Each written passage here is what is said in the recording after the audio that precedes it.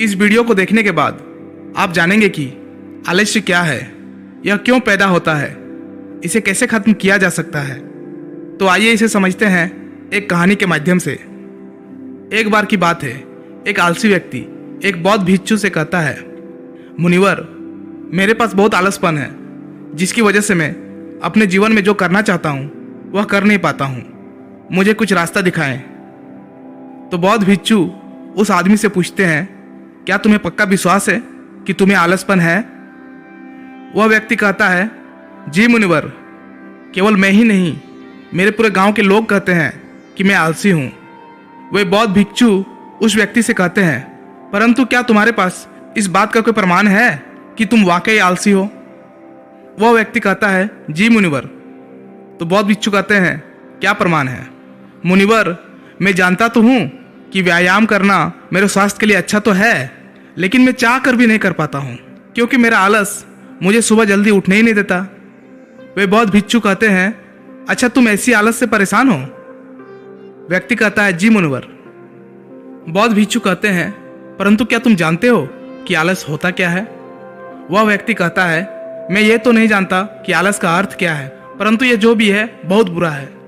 वे बौद्ध भिक्षु कहते हैं कि सबसे पहले तो तुम ये समझो कि जो भी चीज प्राकृतिक रूप से मनुष्य के भीतर है उसका कोई ना कोई उपयोग है, वह बुरी या अच्छी नहीं है। आलस्य एक भाव है, एक विचार है, जिसे जाने अनजाने में हम खुद ही पैदा करते हैं। वह व्यक्ति पूछता है, परंतु वे कैसे मुनिवर? वे बौद्ध भिक्षु कहते हैं, आलस्य पैदा होने के दो कारण हैं, पहला शारीरिक और दूसरा मानसिक। जब हम शरीर को कोई ऐसे भोजन देते हैं जिसमें खुद के भीतर कोई जीवंतता नहीं है, तब हमारे शरीर के भीतर आलस्य पैदा होता है, क्योंकि यह शरीर ऊर्जा से चलता है और जिस तरह का ऊर्जा हम उसे देते हैं यह उसी तरह का बर्ताव करता है। शरीर के भीतर हमारे अंदर आलस्य का दूसरा कारण है गलत तरह से बैठना, गलत तरह से सोना और गलत तरह से चलना। हम इस बात पर कभी ध्यान नहीं देते कि हमारे बैठने, लेटने और सोने की स्थिति सही भी है या नहीं। अगर तुम तथागत बुद्ध को देखोगे तब तुम पाओगे कि जब वो बैठते हैं तो उनके रीढ़ की हड्डी बिल्कुल सीधी होती है। जब वे सोते हैं तो उनके शरीर के भीतर किसी भी अंग में कोई दबाव नहीं होता, और जब वे चलते हैं तो उनके दोनों कदमों के बीच एक तालमेल नजर आता है। यह जरूरी नहीं है कि कोई बुद्ध को सुनकर ही समझे। अगर कोई समझना चाहता है तो सिर्फ उन्हें ध्यान से देखकर भी बहुत कुछ समझा जा सकता है। शारीरिक स्तर पर आलस्य का तीसरा कारण है सुबह जल्दी ना उठना। यह सुनकर वह व्यक्ति कहता है, हाँ मुनिवर, मैं सुबह जल्दी उठ ही नहीं पाता। वे बौद्ध भिक्षुक मुस्कुराते हैं और कहते हैं, तुम सुबह जल्दी तभी उठ सकते हो जब तुम रात को सोने का एक सही समय निर्धारित कर लोगे।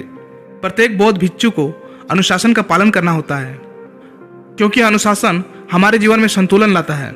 ज्यादातर लोग अनुशासन को बुरा समझते हैं, क्योंकि उन्हें लगता है कि अनुशासन उन्हें बांधता है, जबकि असल में यह है कि अनुशासन हमें बांधता नहीं बल्कि मुक्त करता है। तब वह व्यक्ति पूछता है, परंतु मुनिवर, शुरुआत कहाँ से करें? सही तरह से भोजन करने से, सही तरह से बैठने, लेटने या चलने से, या सुबह जल्दी उठने से? वो बौद्ध भिक्षु कहते हैं, शुरुआत अभी से करो। जो भी तुम इस समय कर रहे हो उसे ध्यान से करो। पहले तुम मन के स्तर पर आलस्य को समझो। वैसे ज्यादातर स्थितियों में मन शरीर के कारण ही आलस्य पैदा करता है। मानसिक आलस्य का पहला कारण है हमारे पुराने गलत विश्वास। हमें लगता है कि हम पिछली बार भी नहीं कर पाए थे, इसलिए इस बार भी हमसे नहीं होगा। हम इस बात को नहीं देखते हैं कि इस बार और पिछली बार में बहुत अंतर है। अब हम मानसिक तौर पर वो नहीं है जो पहले थे। अब सब कुछ बदल चुका है। जब हम अपने आप को काबिल नहीं समझते तब आलस हम पर हावी हो जाता है। दूसरा कारण है छोटी लोग वाले और आलसी लोगों का साथ देना। कभी कभी ऐसा होता है कि आलस्य हमारे भीतर नहीं होता, परंतु दूसरों लोगों से वो हमारे भीतर आ जाता है। ऐसा इसलिए होता है क्योंकि हम आलसी लोगों की संगति करते हैं। वह व्यक्ति कहता है कि जी मुनिवर, यह एकदम सत्य है। यह बात तो मैंने भी अनुभव की है। वे बौद्ध भिक्षु कहते हैं, तीसरा कारण है मन का स्पष्ट ना होना। मान लो तुम एक वन में खो गए हो और शाम होने वाली है। तुम्हें यह नहीं पता कि तुम्हारा घर किस दिशा में है, तो क्या ऐसी स्थिति में तुम आलसी बनकर लेट जाओगे या फिर अपने घर के तलाश में निकल पड़ोगे? वह व्यक्ति कहता है कि मैं घर के तलाश में निकल पड़ूंगा। तब वो बौद्ध भिक्षु कहता है कि अगर खूब प्रयास करने के बाद भी तुम्हें तुम्हारे घर का रास्ता नहीं मिला तब तुम क्या करोगे। वह व्यक्ति कहता है, मैं फिर भी तलाश में लगा रहूंगा, क्योंकि मेरे पास उसके अलावा और कोई विकल्प ही नहीं होगा। वो बौद्ध भिक्षु कहते हैं, मनुष्य को आलस तभी पकड़ता है जब उसके पास कई विकल्प होते हैं। अगर किसी के पास सिर्फ एक ही विकल्प है तो उसका मन पूरी तरह से अस्पष्ट होगा।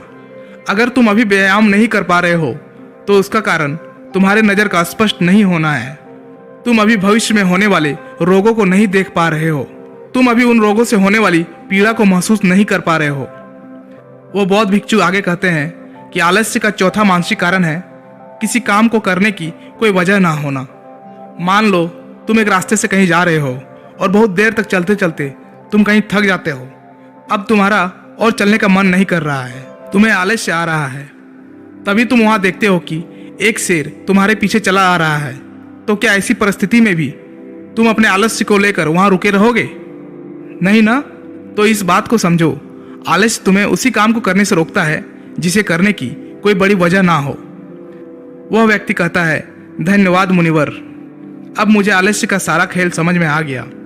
वो बौद्ध भिक्षु कहते हैं, मेरी एक बात हमेशा याद रखना, जहां अस्पष्टता है या कुछ करने की बड़ी वजह है वहां आलस्य हो ही नहीं सकता।